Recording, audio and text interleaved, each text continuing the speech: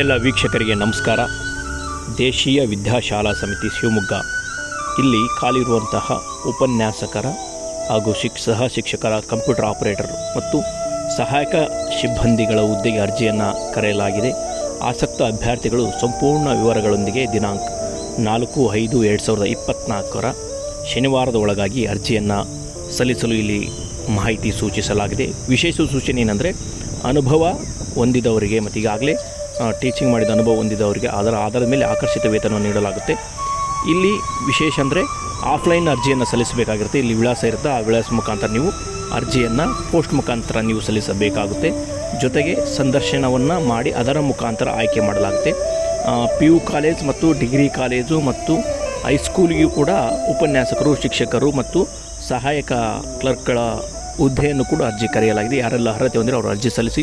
Subscribe ಮಾಡಿ, share ಮಾಡಿ, like ಮಾಡಿ, ಬೆಲ್ ಐಕನ್ ಒತ್ತಿ. ಮತ್ತೆ